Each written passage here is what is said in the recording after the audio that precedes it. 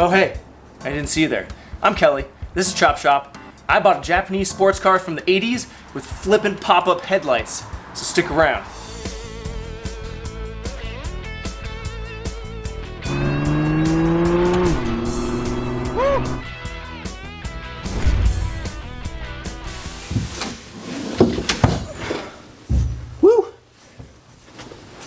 Well guys, I know this is not exactly probably what you guys had in mind when I said I was going to be building another project vehicle on the channel, but this is my YouTube channel and this is what I want to do. I already have a 4x4, I already got an off-road vehicle. I've never had a fast car before, I've never built a fast car before, and I just really love these old Japanese sports cars, especially ones with pop-up headlights. They're freaking sick. And so if you guys are super not interested in this, then sorry, but I promise you this is going to be unique, different, and cool. So this car is a 1986 Mazda Rx-7. It originally was an automatic car with a non-turbo rotary motor, 13B, and at some point in its life it was fully gutted. I mean, everything. There's not one piece left over in this car. So my plan for this thing is we're going to be doing a motor transmission swap in it. We're going to be talking about that later, and I want you to let me know what you guys want to do and what you guys want to see, and I'll give you the options of basically what I'm thinking. But I've done a few things to this since I bought it like a week ago. This quick release steering wheel here, this one's pretty sweet. Real expensive, guys. These quick release steering wheels, real expensive. I need to file these threads down because I can't even put a bolt on this. Come on, there you go. I can't even put a bolt on it, so there's a lot of little things like that. Like the door handles, the driver's door didn't open from the outside. There's a rod in there with a plastic piece that was broken. There was no key to it. The lock cylinders were all jacked up, so I took all the lock cylinders out, the door handles apart, and I fixed it, put some new plastic clips in there, and everything's all super good to go. I have a key for it now that works the two doors and the hatch in the back, but obviously nothing here.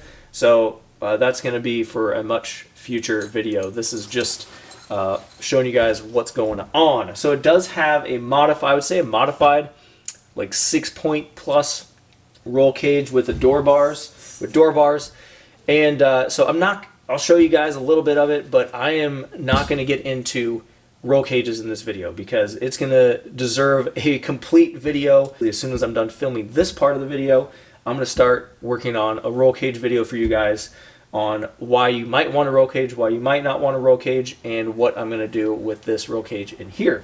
So you want to build a race car, huh? Oh, Ricky Bobby. Oh, geez. So we're going to start at the back. Obviously the paint is in really bad shape. This taillight has a little crack in it. It's not too bad. These could be restored. And it looks like last time it was registered was 2005.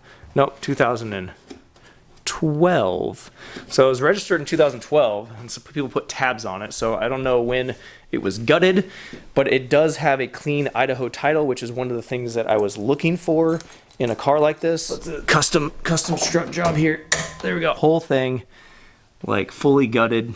There is some wiring left in here. There's a sway bar. I don't know if this sway bar is for this car or not because I haven't looked under the car that much. Fuel pump is there. Lines are off of it, not really sure why. So it's part of the roll cage there.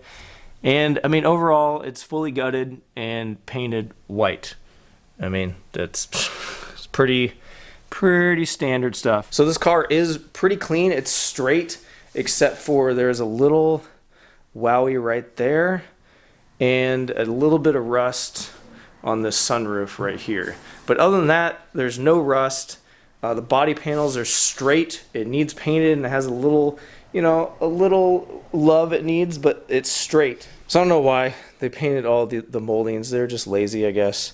I don't know. Another thing I have to do is take off all this window tint. It's really bad. You can barely even see through it.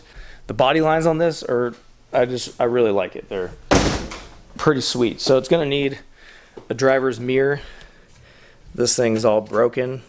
And then the passenger side is not broken, but it's missing the glass piece, which I can get for about 25 bucks. So this thing allegedly has Turbo 2 brakes and the Turbo 2 rear diff, which has bigger axle shafts and a limited slip. You see it's a 5-lug instead of a 4-lug, so I believe these are the Turbo 2 brakes.